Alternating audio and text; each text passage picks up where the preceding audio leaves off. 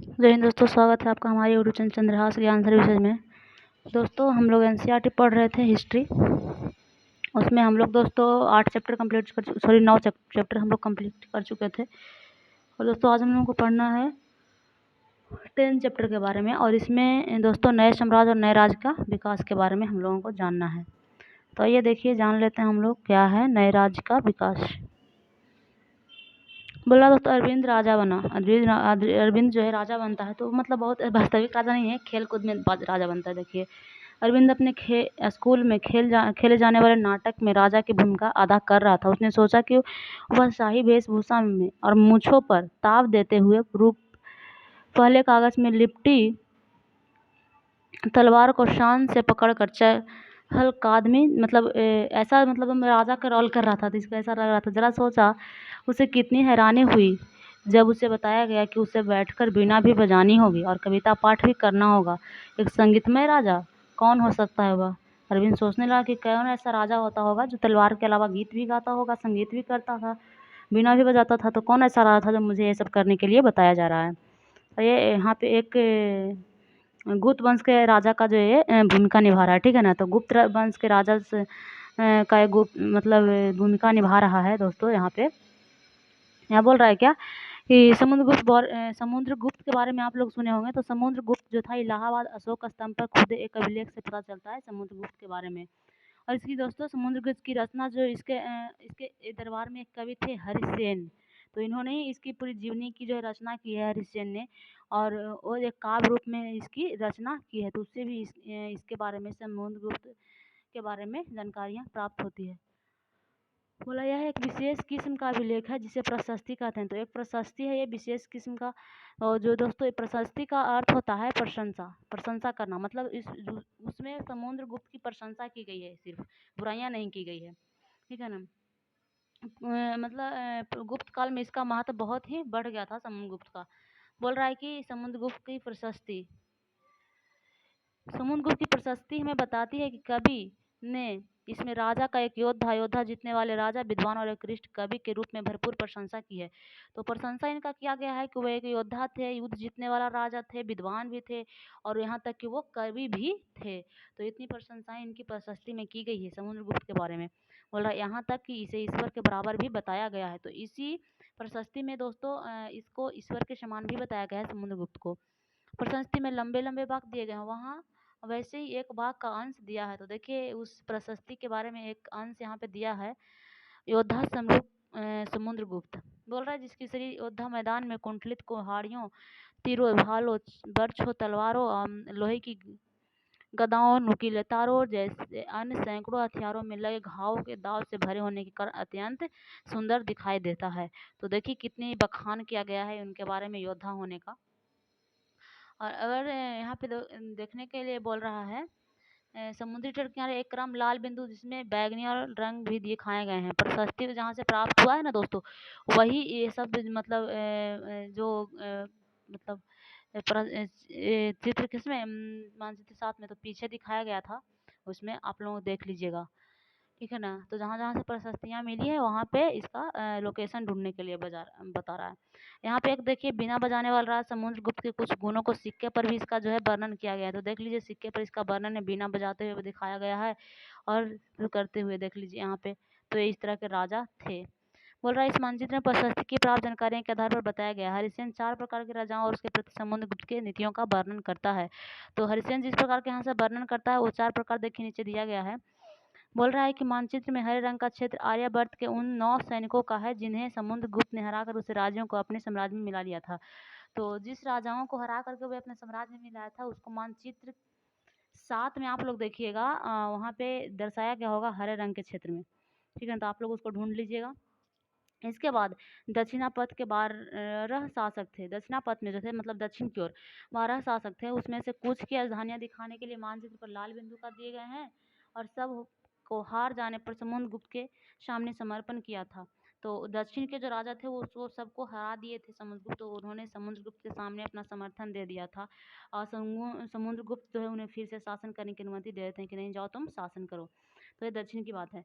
और पड़ोसी देशों की आंतरिक घेरा बैगनी रंग से है। इसमें असम है, तटीय बंगाल है, नेपाल और उत्तर पश्चिम के कई गण या संघ भी हैं, जो अध्याय में आप लोग पढ़े थे उसको, जैसे बज्जी हो गया, मगध, ये सारी चीज़। तो इस समुद्रगुप्त के लिए उपहार भी लाते थे और उसकी जो आज्ञा होता था उसको पालन करते थे और दरबार में उपस्थित हुआ करते थे। बाह्य इलाकों के शासक जो नीले रंग में पाए गए हैं संभवतः कुषाण और शक शासक थे। तो कुषाण और शक के बारे में आप लोगों को पता ही है। कुषाण और शक पिछले चैप्टर में हम लोग पढ़ चुके थे। कुषाण का सबसे प्रसिद्ध राजा कौन था? कनिष्क ही तो था। तो उसके बारे में ये क्या करते, इसमें श्रीलंका के शासक भी थे। इन्होंने समुद्रगुप्त की अधीनता स्वीकार कर ली और अपनी पुत्रियों का विवाह उनसे कर दिया था। ठीक है ना। तो यहाँ पे देख लीजिए, ये दिखा रहा है कुछ, यही है दोस्तों मानचित्र 7। देखिए हम दिखा रहे हैं, हम पीछे बोल रहे थे, सॉरी। यहाँ पे देखिए बोल रहा है, हम फिर से पढ़ देते हैं। मानचित्र में जो हरा रंग के आर्यभट्ट हैं उन 9 शासकों को जिन्हें समुद्रगुप्त मौर्य ने हराया था, और लाल में जो है उसको वहाँ पे कुछ राजधानियाँ दिखाई गई है। ठीक है ना। तो मतलब राजधानियाँ दिखाई गई थी। इन सब के हार जाने पर समुद्रगुप्त ने के सामने ये लोग समर्थन दे दिए थे, जो लाल वाले हैं वो। ठीक है ना। और जो हरे वाले हैं उन्होंने मतलब देखिए ये आर्यभट्ट थे, इनको मतलब हराया था, जीत करके अपने में मिला लिया था। और ये जो रेड वाले हैं ना वो सब उसकी राजधानियाँ थी, रेड रेड बिंदु वाले। ठीक है। तो इसको मैं आप लोग देख लीजिए। और एक कह रहा है आंतरिक राज थे ये लोग, ये जो पिंक कलर के दिखा रहे हैं ये आंतरिक राज थे। और फिर बाह्य राज इधर हो गए, इधर बाह्य राज। तो इसके बारे में 4 तरह के जो है उल्लेख करते हैं। गुप्त राज जीतेगा ये नगर दिखा रहा है रेड कलर में। वंशावलियाँ क्या होती है इसके बारे में बता रहा है। दोस्तों ये देखिए एक इम्पॉर्टेंट चीज़ है, विक्रम संवत के बारे में दे रहा है। तो बोल रहा है 58 ईसा पूर्व के प्रारंभ होने वाले विक्रम संवत को परंपरागत रूप से गुप्त राजा चंद्रगुप्त द्वितीय के नाम से जोड़ा जाता है। और ऐसा कहा जाता है कि उन्होंने शकों पर विजय के प्रतीक रूप में यह जो है संवत चलवाया था। तो इसको दोस्तों विक्रमादित्य की उपाधि भी धारण किया था, तो इसलिए इन्होंने विक्रम संवत चलाया। ठीक है ना। और ये माना जाता है कि शक पर विजय प्राप्त कर लिए थे इन्होंने, इसीलिए चंद्रगुप्त द्वितीय ने जो है विक्रम संवत चलाया था। अब यहाँ पे पढ़ लेते हैं वंशावली के बारे में। अधिकांश प्रशस्तियाँ शासकों के पूर्वजों के बारे में बताती है। तो पूर्वज के बारे में बताएगा ही। बोला यह प्रशस्ति भी समुद्रगुप्त के पितामह पितामही यानी कि परदादा दादी पिता माता के बारे में भी बताती है। उसकी माँ जो थी कुमार देवी थी और जो लिच्छवी गणराज के थी, और उनके पिता चंद्रगुप्त गुप्त वंश के पहले शासक थे। ठीक है ना। उन्होंने महाराजा धीराज की उपाधि धारण की थी। समुद्रगुप्त मौर्य ने भी ये उपाधि धारण की। तो इसके पिता ने भी धारण किए थे और ये महाराजा धीराज की उपाधि धारण करता है। उसके दादा और परदादा का महाराजा के रूप में भी उल्लेख है। इससे आभास मिलता है कि धीरे धीरे इस वंश का महत्व भी है जो है बढ़ता गया है। समुद्रगुप्त के बारे में हमें उनके बाद के शासकों जैसे उनके छोटे चंद्रगुप्त द्वितीय की वंशावली से भी जानकारी मिलते हैं। इनके बारे में भी लेखों तथा सिक्कों का भी पता चलता है। और पश्चिम भारत में सैन्य अभियान में अंतिम शक शासक को परास्त किया था कौन? चंद्रगुप्त द्वितीय। तो इसी का मतलब छोटा है। ठीक है ना। इनके बेटे हैं, मतलब समुद्रगुप्त के बेटे चंद्रगुप्त द्वितीय। बोल रहा है उसके पश्चिमी भारत में जो सैन्य अभियान किया और शक शासक को पराजित किया था। बाद में ऐसा विश्वास किया जाने लगा कि उनके दरबार में विद्वानों से भरा था। उनकी कुछ जानकारी दी गई है, 11 में मिलेगी। मतलब कि चंद्रगुप्त द्वितीय के दरबार में कमी नहीं थी विद्वानों की, भरा हुआ था मतलब पूरा दरबार विद्वानों से।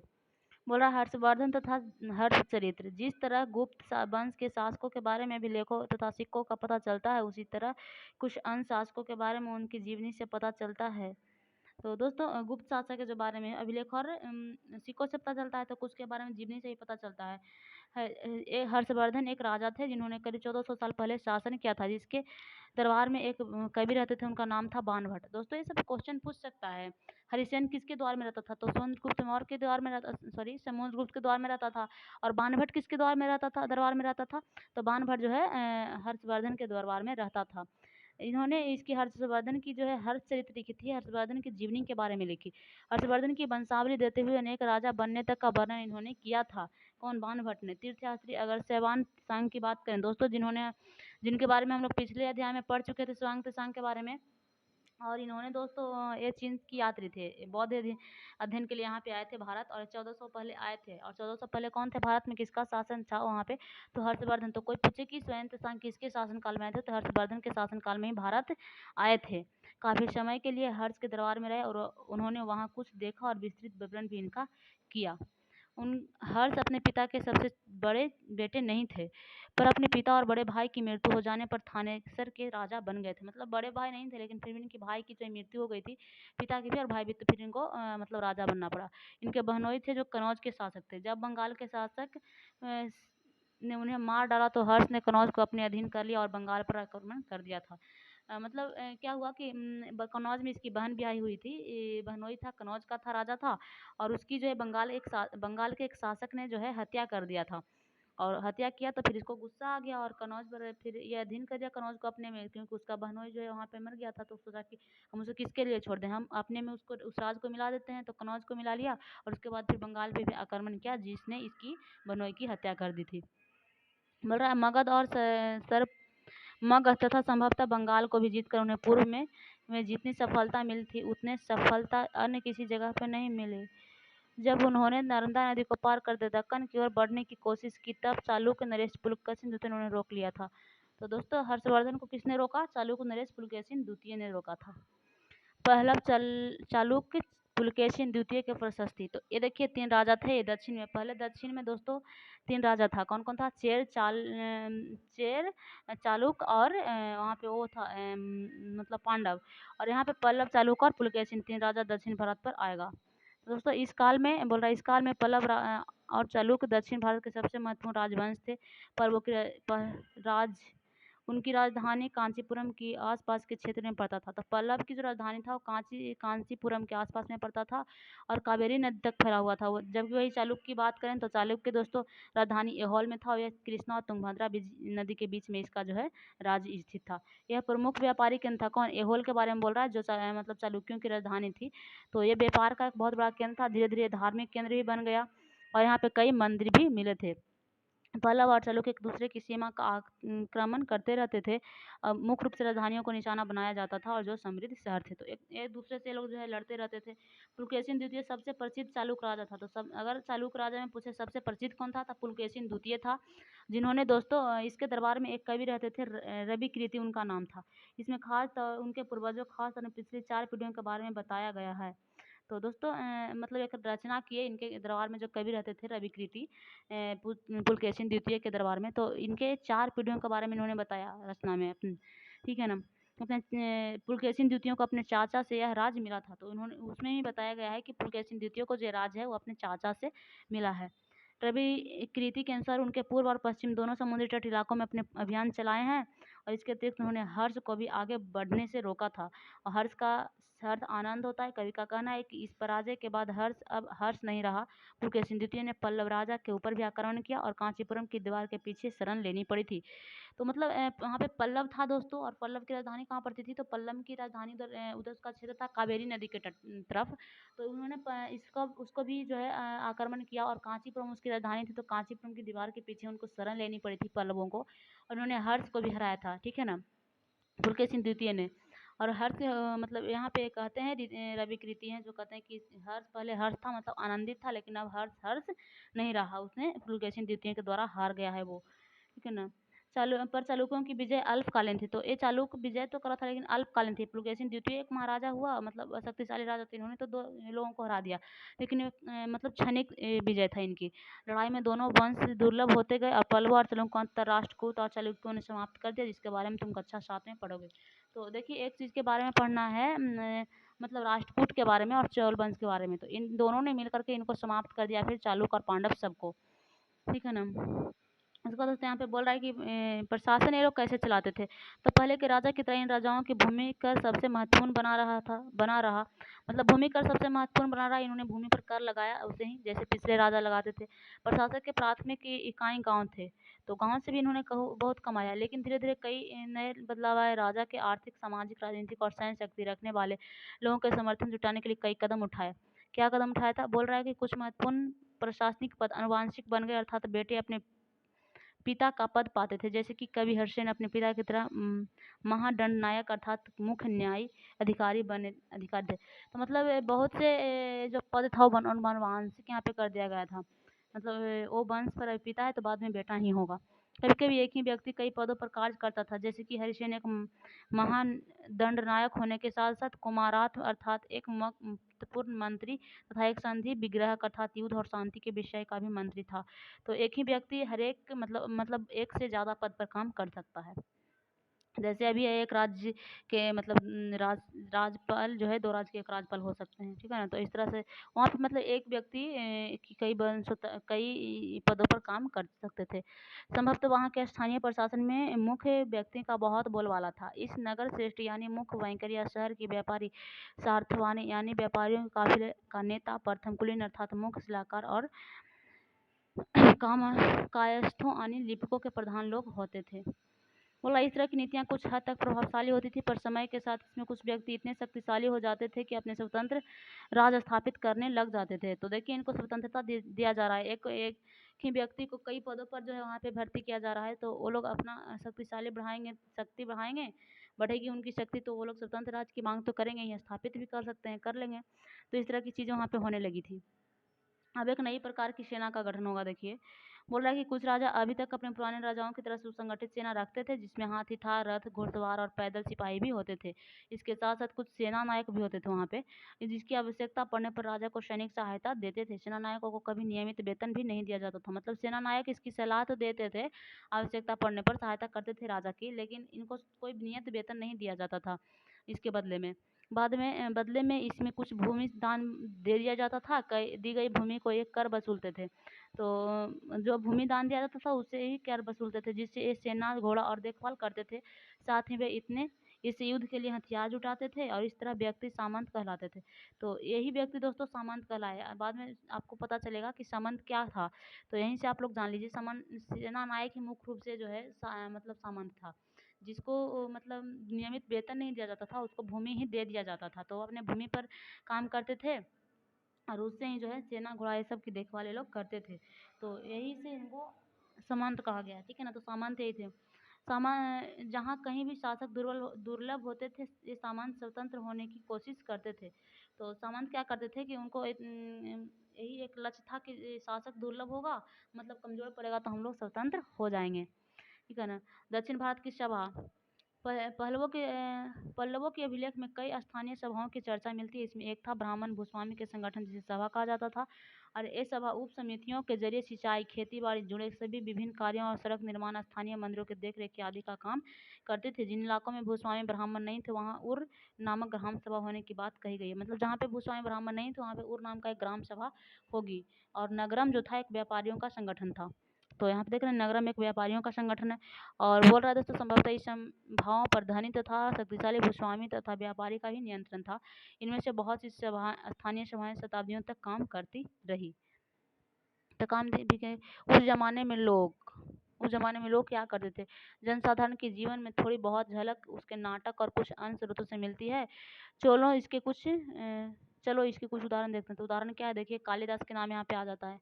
कालिदास अपने नाटकों के में राज दरबार के जीवन के चरित्र के लिए प्रसिद्ध हैं। तो राज दरबार के जीवन के लिए इन्होंने वर्णन जो किया उसके लिए कालिदास प्रसिद्ध है। इस नाटक में एक रोचक बात यह है कि राजा के अधिकांश ब्राह्मणों को संस्कृत बोलते हुए दिखाया गया है, और राजा जो थे और ब्राह्मण थे संस्कृत ही बोलते हैं, जबकि अन्य लोगों तथा महिला प्राकृतिक बोलियां बोलते थे।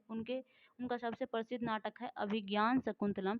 दुष्यंत नामक एक राजा और शकुंतलम नाम का एक युवती से की प्रेम की कहानी है इसमें दोस्तों, ज्ञान शकुंतलम में। तो याद रखिएगा ये बात।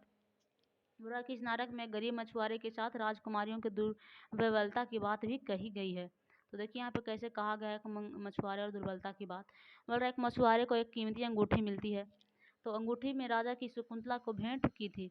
तो ये अंगूठी कौन सा है, तो एक अंगूठी एक राजा ने शकुंतला को भेंट की थी। तो शकुंतला की तो कहानी है अभिज्ञान शकुंतला में। तो बोल रहा है कि वो अंगूठी से खो जाती है और इसको क्या कहाँ मिलता है, एक मतलब मछुआरे को मिलता है, पर दुर्घटनावश उससे एक मछली निगल जाती है। तो उसको एक मछली निगल गई।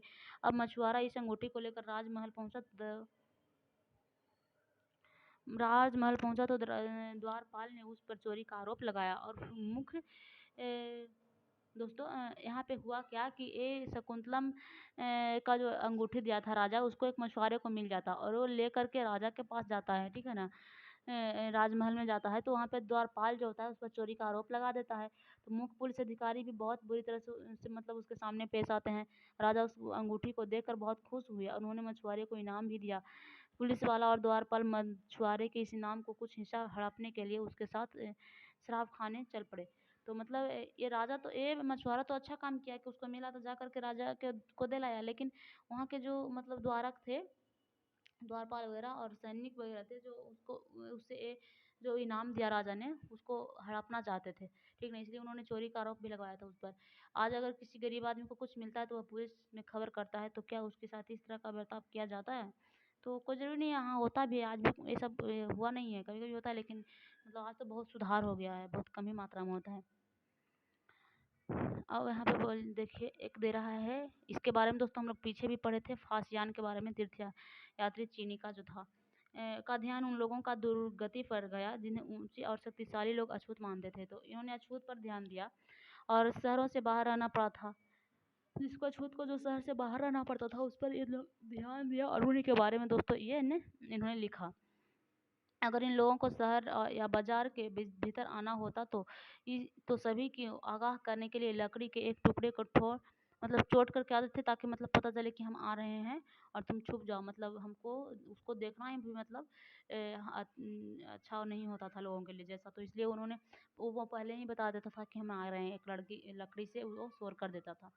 बोल रहा है इस एक जगह वानभट द्वारा अभियान की निकली राजा की सेना का बड़े सचित्र चित्रण मिलता है। तो क्या चित्रण है देखिए। बोल रहा है कि राजा की सेना थी। राजा बड़ी मात्रा में साजो सामान लेकर के यात्रा करते थे। अपने हथियारों के अतिरिक्त रोजमर्रा के में उपयोग की जाने वाली चीजें जैसे बर्तन हो गया, अश्वाब जिसमें सोने के पायदान भी लगे होते थे, खाने पीने का सामान जैसे कि बकरी हो गया, खरगोश, हिरन, सब्जियां, मसाले आदि लेकर के चीजें शामिल होती थी। तो लोग यात्रा करके वहां से आ रहे थे। ये सारी चीजें ठेले गाड़ियों पर या ऊंट या हाथियों जैसे सामान ढोने वाले जानवरों की पीठ पर लाद कर ले जाई जाती थी। इस विशाल सेना के साथ साथ संगीतकार नगाड़े, बिगुल और तुरही बजाते हुए चलते रहते थे। रास्ते में पड़ने वाले गांव वालों को उसका सत्कार करना पड़ता था। वे दही, गुड़ और फूलों का उपहार लेते थे और जानवरों को चारा भी देते थे। वे राजा से भी मिलना चाहते थे ताकि उसका शिकायत या कोई अनुरोध उसके सामने रख सके। तो इस तरह की चीज़ वहाँ पे थी। यह सेनाएं अपने पीछे विन्यास और विध्वंस की निशानी छोड़ जाती थी। अक्सर गांव वालों की झोपड़ियों हाथी कुचल डालते थे और व्यापारियों के काफिले में जूते बैल इस हलचल भरे माहौल में डरकर भाग खड़े होते थे। बाणभट्ट लिखते हैं पूरी दुनिया धूल के गर्त में डूब जाती थी। तो यात्रा जब राजा करते थे तो इस तरह की बातें होती थी, सोच लीजिए। तो वही लिखते हैं यहाँ पे एक हैं क्या बोलता है एक यहाँ पे क्या है तीर्थयात्री ये फासियान जो 1600 साल पहले भारत में आए थे। तो इन्होंने भी जो है छुआछूत पर ध्यान दिया था और उनके बारे में लिखा भी था कुछ, ठीक है ना। तो दोस्तों अब हम लोगों को ये चैप्टर खत्म होता है। उसके बाद यहाँ पे एक अन्य यात्री के बारे में दे रहा है। बोल रहा है कि मरुभूमि होते हुए भी सदियों से अरब को ढूंढने का रहा है। अरब कहाँ पे पड़ता है हमारा मानचित्र में, उसको ढूंढिए। और कि अरब क्या है, मरुभूमि है। तो मरुभूमि होते हुए भी सदियों से अरब यातायात का एक बड़ा केंद्र रहा है। तो यहाँ पे मरुभूमि है फिर भी ये यातायात का बहुत बड़ा केंद्र रहा है। इसका कोई ना कोई वजह है, देखते हैं। अगर अरब व्यापारी तथा नाविकों ने भारत और यूरोप के बीच समुद्री व्यापार बढ़ाने में एक महत्वपूर्ण भूमिका निभाई है। अरब में रहने वाले अन्य लोगों में बेदुइन थे। तो बेदुइन एक लोग का नाम है जो अरब में रहते थे, जो घुमक्कड़ कबीले के होते थे। ये मुख्य रूप से ऊँटों पर आश्रित होते थे, क्योंकि एक ऐसा मजबूर जानवर है जो मरुस्थल में स्वस्थ रह सकता है। तो इसकी वजह से वहाँ पर व्यापार का विकास हुआ। आज से लगभग 1400 साल पहले पैगंबर मोहम्मद ने अरब में इस्लाम नामक एक नए धर्म की शुरुआत की थी।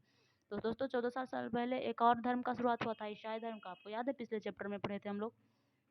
तो और फिर 1400 साल पहले उसी समानांतर पैगंबर मोहम्मद ने भी इस्लाम धर्म का नया धर्म की शुरुआत करता है।